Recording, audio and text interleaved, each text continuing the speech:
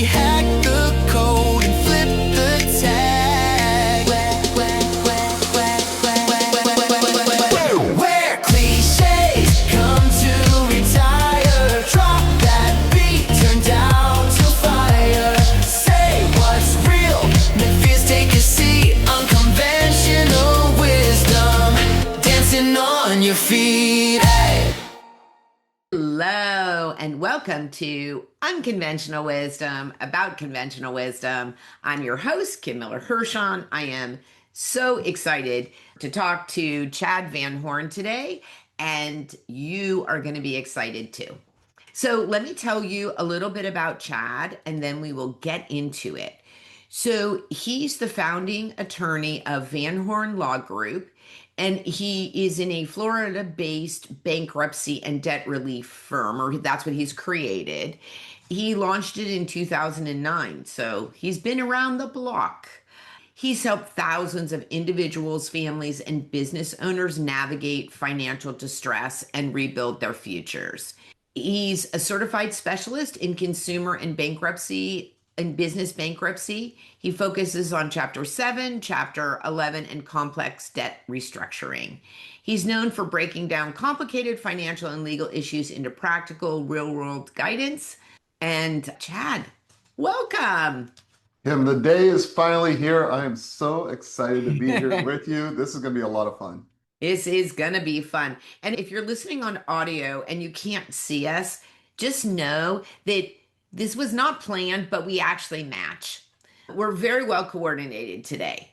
I love it. Yeah. Okay. So my random question for you is, tell us a bit about being on a reality show. I knew that was going to come up. I didn't realize that was going to be the first question of the day. But yes, other than being an attorney and owning a law firm, I was also known as Player 286 on Squid Game, the reality show. And obviously, many people know the Netflix hit Squid Game, and then Netflix created a reality show. I was on season 1, finished top 10, Wow. almost made $4.56 million. But my best friend in the show, Player 287, shout out to won the 4.56 million. Wow. An incredible journey. I made lifelong friendships through that. And it really just is one of those memories that 40 years from now, I'll still be talking about. For those people who haven't seen it or don't know it, give us a little context for what it was and like what you were competing doing.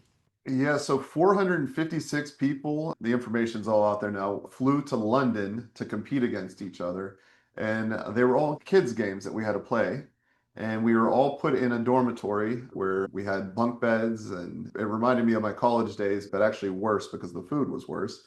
And we had co-ed bathrooms, co-ed showers, and we would just hang out. And then all of a sudden a bell would go off, we'd hear a voice, and the guards would come and say, okay, now you're playing red light, green light. And all of a sudden, that was the first game, hundreds of people would get eliminated. So then they would cut the number in half. And almost every game cut the number in half, 450 down to 200, down to 100, down to 50, down to 25. And you really built these strong relationships because there was a lot of downtime, and they call it trauma bonding. When you go through this event together, it really creates a bond, and that I still hold to this day. Although it was frustrating going out the way that I went out, I was happy for the experience. And I can tell you that reality shows, at least this reality show, is a lot more real than I thought it was going into it. I can tell you that. Okay. All right. So now, listener, you have to go and you got to watch the episode because of or the season. That's right. Season 1 still on Netflix, and it was a #1 show for a few months in 30 countries around the world. So they did a really good job with it, and it was really just a lot of fun. All right. Okay. One last question about it. What prompted you to apply to begin with? So a good friend of mine, shout out to Larry, he loves all the reality shows. He got me to watch Squid Game, the original show, which I normally wouldn't watch shows like that. But he said it's relevant to your work. And I said, okay, let me check it out. And it really showed the dark side of debt. So I got really interested in that show. And then once the Squid Game, the challenge came out, Larry sent me a link. He said, hey, let's apply, let's participate together.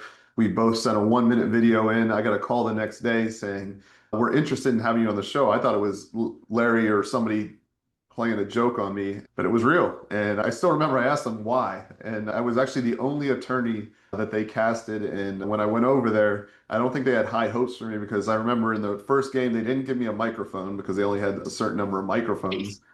And they booked me a round trip ticket that basically after the first game, my flight was on the way back to Fort Lauderdale. Oh my God, that's hilarious. Yeah, I thought it was great. I used it as extra motivation. I was like, I'm not getting on that flight. So Oh my God, that's amazing. for All sure. right. You've had your firm now for quite a long time. And then tell us, because you have a lot of people working for you. So tell us a little bit, because I want that for context. This guy, he's built a huge firm. And when he's talking about leadership, you should listen. Okay, tell us about the firm.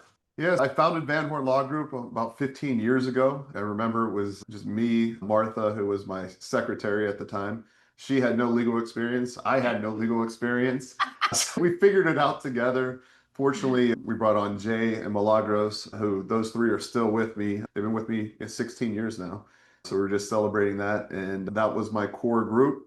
And now we have about 120 employees, which still, when I say it, it's amazing to think and just incredible people. We started with that core and the core values, the core mission of really helping people and taking a different approach to law where some lawyers have this air about them that you can't talk to them as a normal person or they might think that they're better or ego or whatever it is. We certainly don't have that here because we want to make sure that people get the help they need. And if they feel like they can't ask questions, then they're not going to get that help. Right. And I think one thing that really struck me about you when we had our conversation before we did the podcast, and then also it was really in your bio that I read, which is so that you can have a future, right? And I think that just even walking into it with that idea, because I'm going to just say probably the majority of the people, one of the reasons why they've gotten themselves into the distress is because they weren't willing to deal with the real struggle beforehand, right? And there typically is a lot of shame, a lot of blame, right? A lot of feels, For right? sure. Absolutely. And actually, on a few days ago, I spoke to a client who was potentially losing their business and he's had tons of issues come along with that issues, mental issues, stress, family issues, and then it could lead to medical issues as well. And he shared with me he was in such a dark place that he thought about committing suicide as the way out. And unfortunately, that's not the first time that I heard it. It's the most recent time. I think that especially in the United States right now, there is a significant debt issue going on with record levels of debt across the board, student loans, credit cards, mortgage, auto loans, you name it, we're at record levels of debt. So there's a lot of struggles out there and there's a lot of mental health issues out there. It's not lost on me and my team that we know that we're dealing with that. And people always say, what are you selling? Or what do you sell? At the end of the day, what we're really selling is hope. We're giving people hope that there's an other side to this that's worth living for, worth waking up, worth putting energy into it, where instead of just going through the motions and existing, that you can actually rebuild your financial life. Oh, love that. All right. So, like you said, you didn't know how to run a business, grow a business, right? You're trained as an attorney, right? And that's kind of it. So, what's one piece of conventional business that you followed early on, only to later realize that it just wasn't right for you? Man, just one, I've learned a lot. So just one's going to be tough. But I remember when I first came out, I set a goal. I wanted to get to $1 million worth of revenue per year. That was a goal. I thought if we're getting to $1 million in revenue, we're really doing something. And I remember I still have the same accountant, and I think that's a theme of my life is I'm very loyal to the people that are around, and they usually get stuck with me one way or the other. I remember meeting with my accountant at the end of the year, and he said, all right, went through all the numbers, good news, bad news. And I said, all right, let's start with the good news. He said, you just hit $1 million. Congratulations. I said, cool. What's the bad news? You lost $17,000. And I have to tell my clients this all the time. It's not how much you make, it's how much you keep. So, that net income is much more important than the top line revenue.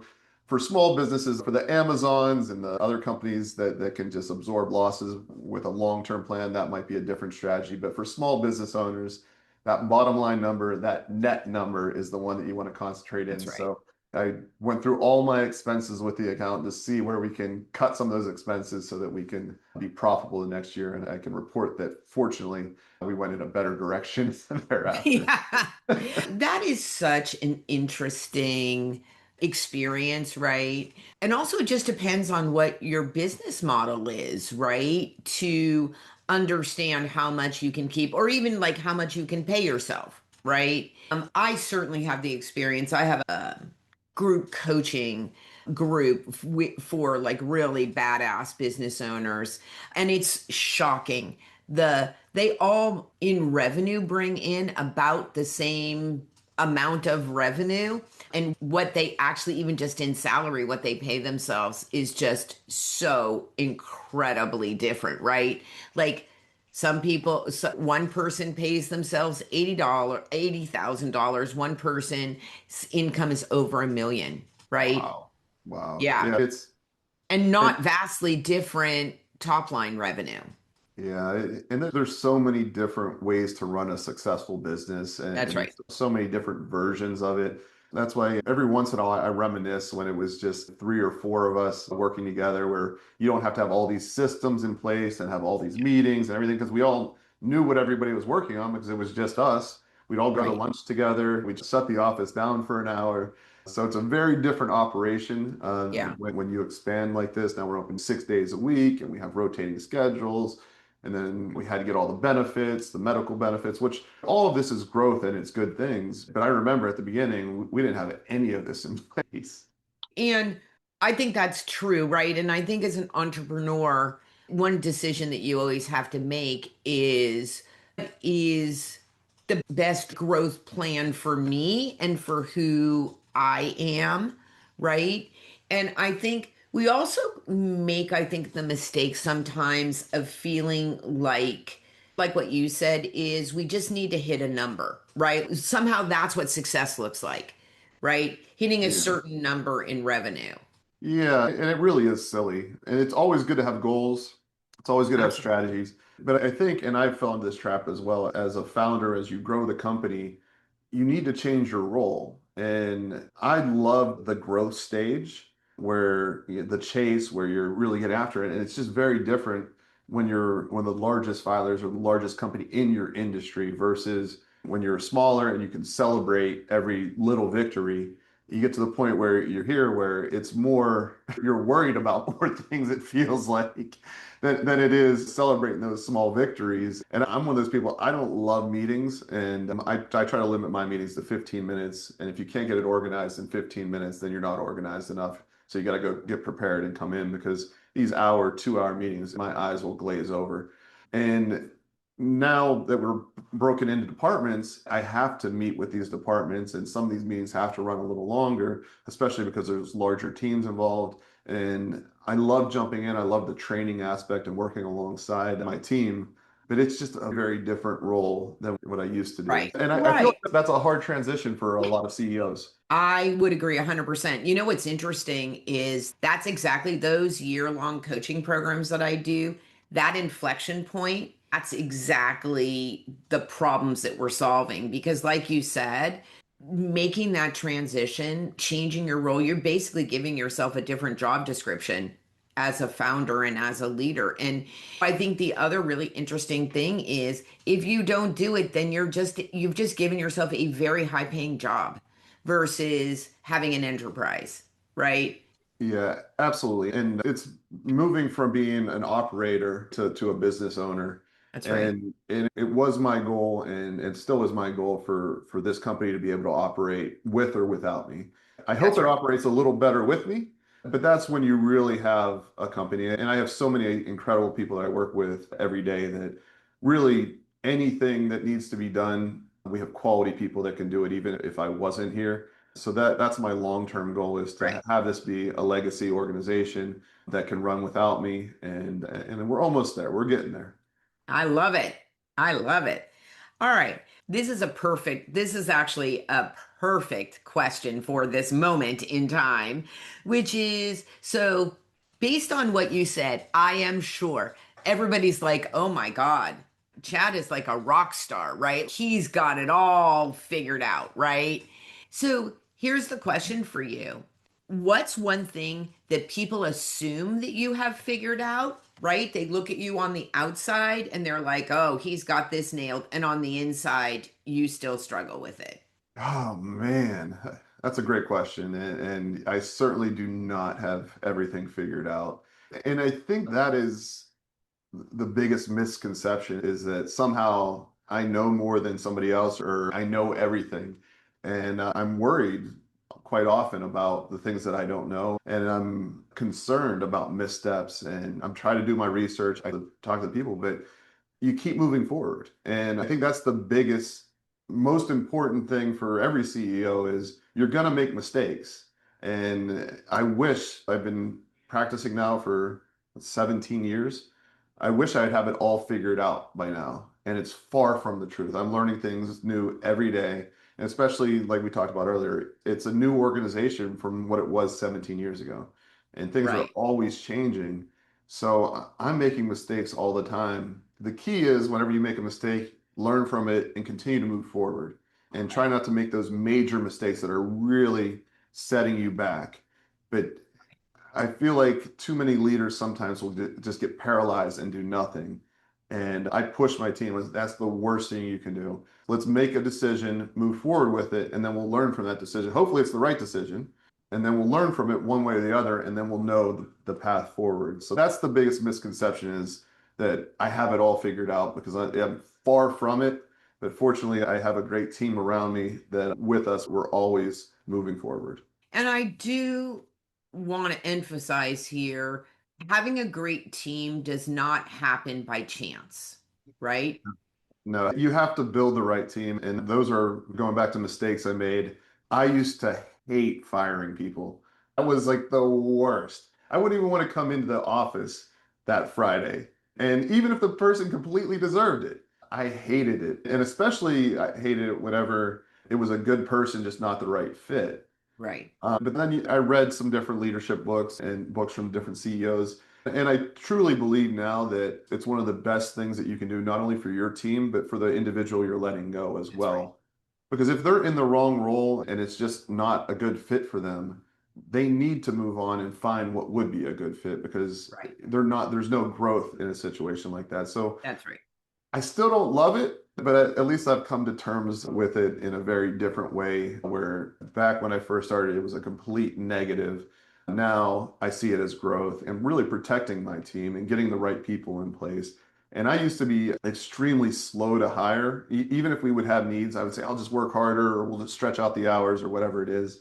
I didn't want to take on another salary. I didn't want to give up control. So it's good to be slow to hire if you're finding the right people, but it's not good to be slow to hire if it's a need and you have a position of need.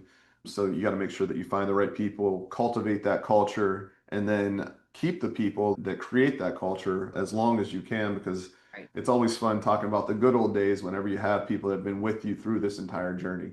Right. And I think a frame that I think managers and founders and CEOs, I think anybody who is in a position to hire and fire, I think one of the things that you don't really think about, right? Like, first of all, you bring your own story into it, right? It's much more about you than it is about the other person. I would agree with you. I think sometimes it is a gift. It may not feel like a gift to the other person in the moment, but like you only got one life to live. Why do you want to work somewhere where it's not the right fit? But I think as a CEO and a leader, what you don't think about is what are you telling the people who are performing? What are you telling the people who are the right fit when you are not willing to fire the people who are not? 100%. And we've gotten to the point here at the firm as well where our teams actually will self-identify what's working and what's not working. And if somebody is truly not a fit and not living up to the standard, they really stick out because everybody's, marching the same direction. But if you get too many of those people that aren't a fit, it really can poison a whole department, and then that could spread throughout the business as well. So we try to identify that. Obviously, you try to keep those type of people out before they get in, but resumes and good interviewing can get you so far. But then Right. you have to produce and you have to have the metrics in place to see who's actually participating, active, and wants to be part of the long-term vision and who maybe needs to move on. Yeah. Love that. All right. So, what's the biggest leadership or management challenge that you're facing right now in your business? Oh man, the biggest leadership challenge I'm having right now is actually finding the next generation of attorneys that are interested in bankruptcy for Mm, whatever reason. And this is actually a national issue. I was just at the National Association of Consumer Bankruptcy Attorneys annual convention in Boston. And unfortunately, bankruptcies are up right now, and new attorneys coming into bankruptcy is almost non-existent, and the mm, old guard is retiring or dying. That's a lot of bankruptcy attorneys. They'll practice bankruptcy until their last day on this earth. So there's a huge void for people that wow. need bankruptcy assistance and the next generation of bankruptcy attorneys. So I'm partnering with local law schools as far as mentoring, and I've done that through different pro bono honors awards to help with that. We're giving opportunities to new attorneys where we'll train them as well to help fill that gap. But that's the biggest issue that I'm having right now. I guess bankruptcy is just not the sexy practice area that it maybe once was. Ha! Who would have thought? I think those things are very interesting, right? I know somebody is going to call me on this. You're like, Kim, you are comparing apples to oranges. But I do think it's interesting because so much in the news right now, like all we hear about is how AI is going to take everybody's jobs and careers, right? And then you hear about these huge gaps in the workforce around skill sets that are needed and things that people need to do. You know what's really interesting is, and this was a while ago, but one of my kids, one of my daughters, wanted to be a nurse, right? And what's really interesting is that there's a huge shortage of nurses for a lot of the same reasons that you're talking about, right? Lots of retirement. There were lots of boomers, right? So lots of retirees. But what the crazy part is that nursing programs, the education piece, are extremely limited, right? You can get accepted to a program and you still get into a lottery. You can wait up to 2 years, even Wow. more, to get a spot in a program that you've already pre qualified for, Wow. right? So she did what a lot of people did was she went on to do something else, right? At least for her, because she didn't do it as an undergrad, she's not going to wait another 2 to 3 years to go to nursing school, Right. right? Yep. So yeah, so I think we have a lot of places where we have created this void. And I think that things that are in the news right now are not particularly helpful around filling the void. I completely agree. And it's tough for this next generation of college grads or employees that are coming out or grads in general. And obviously, the AI disruption is real, and it's going to disrupt a lot of industries, already has. One of my biggest concerns is, and it's already here in South Florida, the self-driving vehicles and everything Mhm. that's coming. I have a lot of clients that get by hustling, and that hustling in Ah, industry is Uber, Uber Eats. right. And if those opportunities go away, then what? And I don't Oh, know, and I'm not smart enough to know what happens next, but hmm, something has to fill that void, because if you don't give somebody the opportunity to survive, and really this is the people that are working these extra jobs, they're doing it to put food on the table, to pay rent, pay mortgages. It's not to go on vacations or anything like right, that. To go away, then what are they going to do? And I don't know what right. the answer is. Yeah, the whole gig economy. It's a really interesting idea, right? And like my kids are old enough that they didn't get caught in that. What just occurs to me, Chad, you've got those same people who are graduating college now who are a little bit at odds with what their career is going to look like relative to the AI disruption. Those are also the students that got caught in COVID and not right. I And didn't even I'm, think about that, but yes, you're yeah, right. like that stinks, right? All the way around. That stinks. Um, Terrible. yeah, yeah. And here it is. I'm lamenting the fact that I didn't have a microwave growing up. So, Yeah, yeah. We definitely have all gone through different versions of hardships. yeah, And at the yeah, time, obviously, in our lives, it feels like the worst thing in the world, right? yeah. Um, but yeah, the newest graduating class, and we all had to live through COVID, but those formative years, going through those formative years and Yeah. having COVID and then AI, reading all the headlines that AI is going to replace you, that cannot be encouraging for somebody that put all that time and effort into earning a Uh-huh. degree. That's right. There you go. Okay. Law school. There's your answer. Become a Law school. bankruptcy attorney. We need more bankruptcy There you attorneys. go. Exactly. Yeah, no, but I think it is rethinking. There is a lot of rethinking right now, right? So, what's one unconventional habit or mindset shift that you think has really helped you grow the business? Oh, one unconventional habit or mindset shift.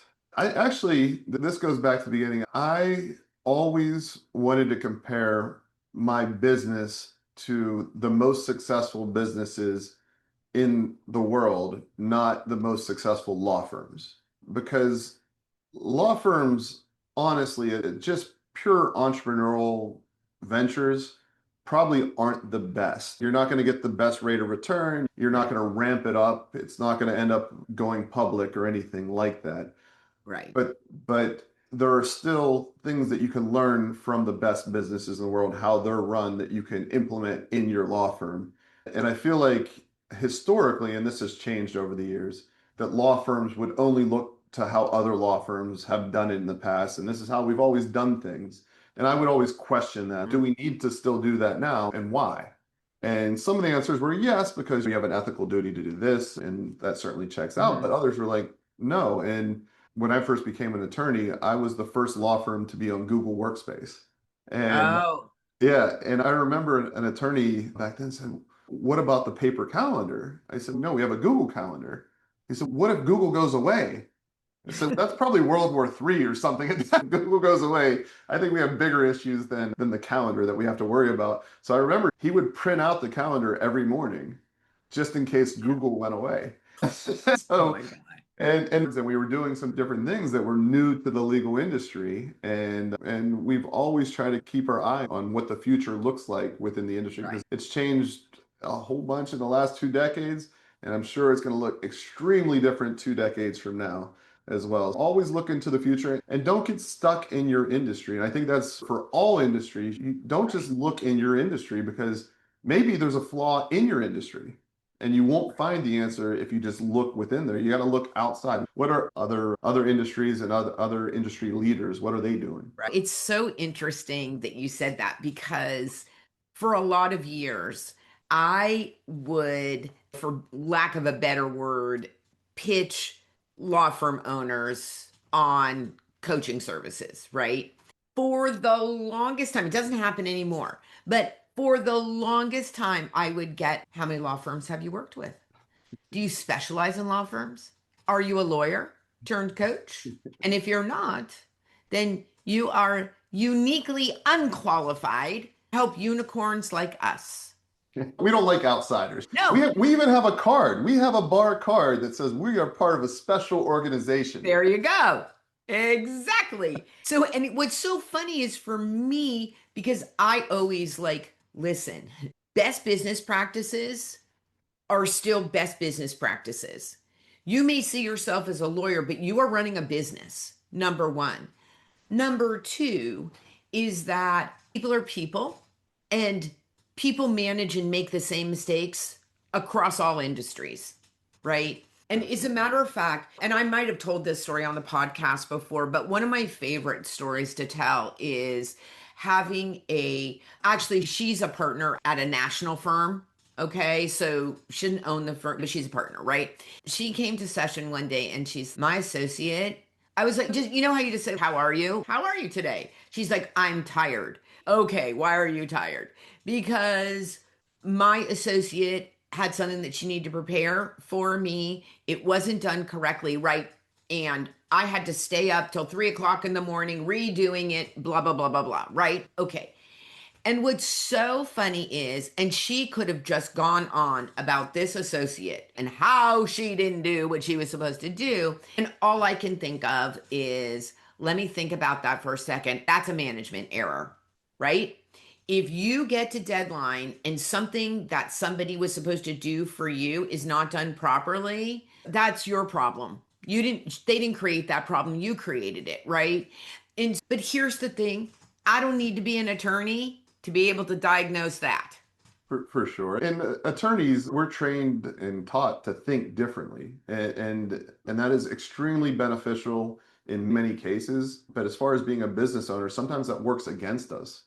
So Right. you almost have to retrain yourself and say, okay, now I'm going from lawyer mode to business owner mode and or manager mode or That's whatever right. whatever it is, because we were almost hardwired to think a certain way, which again could work against us. Also, too, just like every other profession, you weren't taught how to run a business in law school, and you're not taught how to manage people in law school, That's for right? sure. And although I get it just doesn't come up anymore, but I think if I could rewind, what I would say to any attorney that was, no, you're not a lawyer, you can't coach me, would be like, exactly what you said. You're actually going to accelerate faster by having somebody who understands business and can bring some things that you would never think of because your only model are traditional law firms, For right? sure. And the thing is, I say this all the time, Chad, right? We don't throw away things that work just because they're old school, right? Law firms have been around for a very long time, and there are some very successful, not just lawyers, but firms out there, right?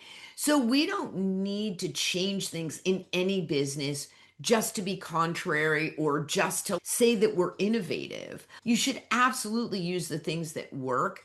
But I think the problem is, and it's like what you just said, is you just don't know what you don't know. And if For sure. your only model is how things have always been, then bringing somebody in from the outside who can even just say, listen, here's the thing. I don't need to understand your business model, but I can say to you, why do you do that way?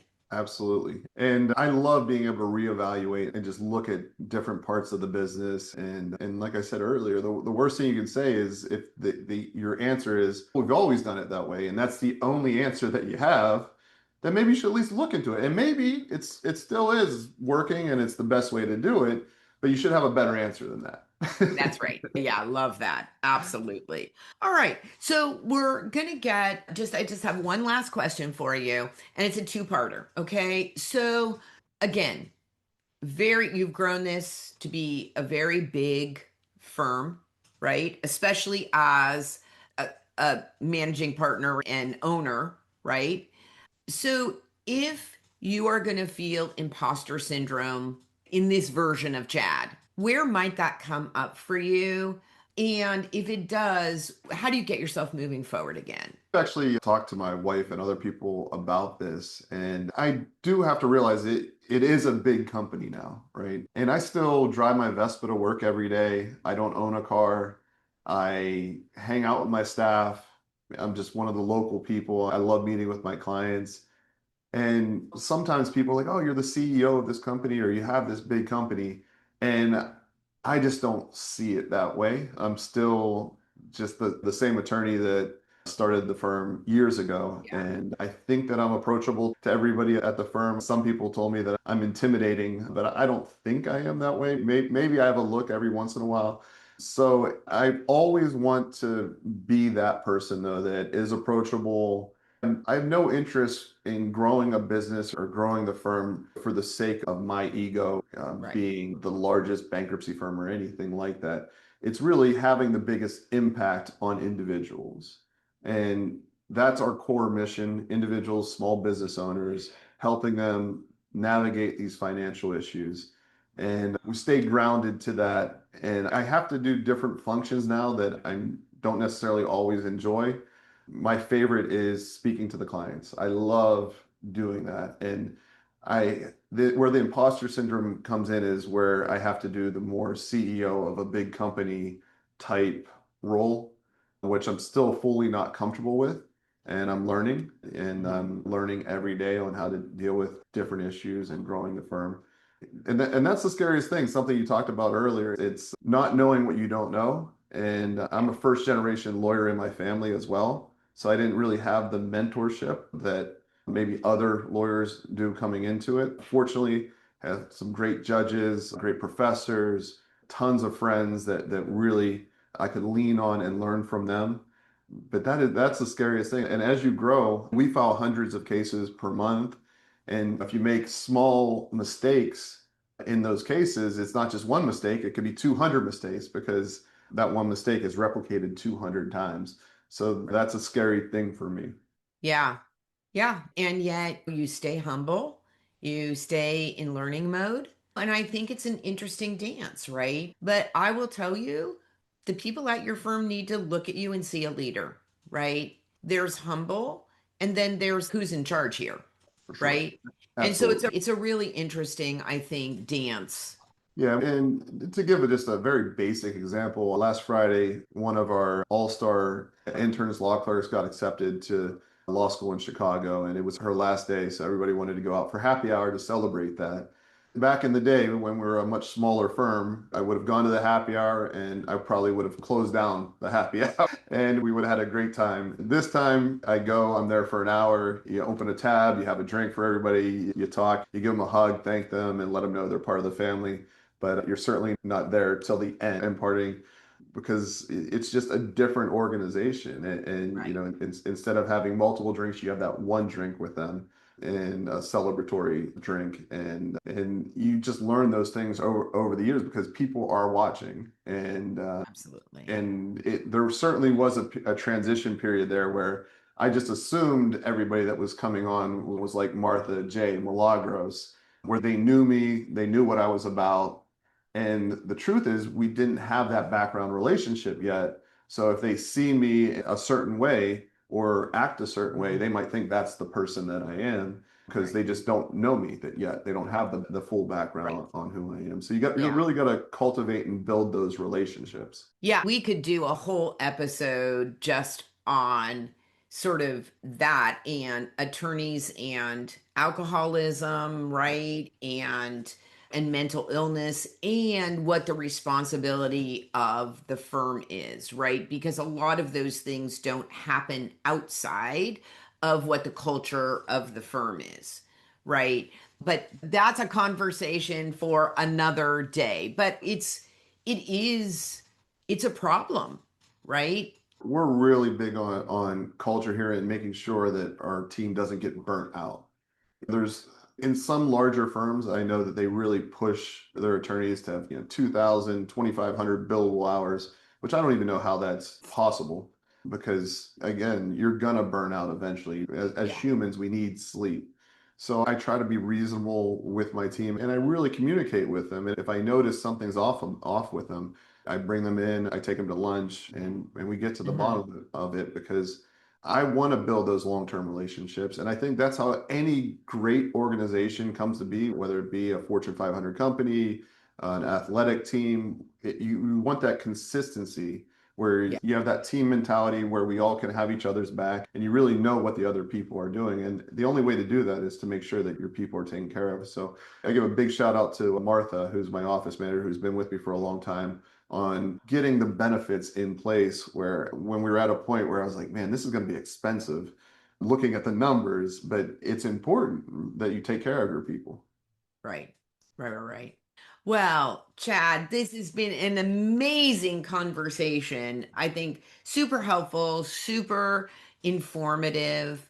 And I really appreciate you coming on the show. Kim, I've been looking forward to this for a while. Thank you so much for having me as a guest. I would love to come back again someday as well. Okay. All right. You're on. All right. You have been listening to Unconventional Wisdom about conventional wisdom. You will find Chad's information in the show notes, so please connect with him.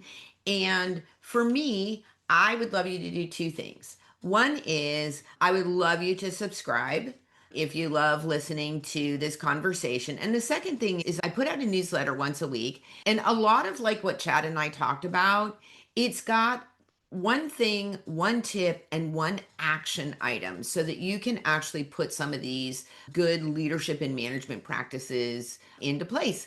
So if that sounds good to you, subscribe and to the newsletter, to the podcast, and we'll see you next time. Go out there and be a better human. Where cliches come to retire. Drop that beat, turn down to fire. Say what's real, make fears take a seat. Unconventional wisdom, dancing on your feet. Hey.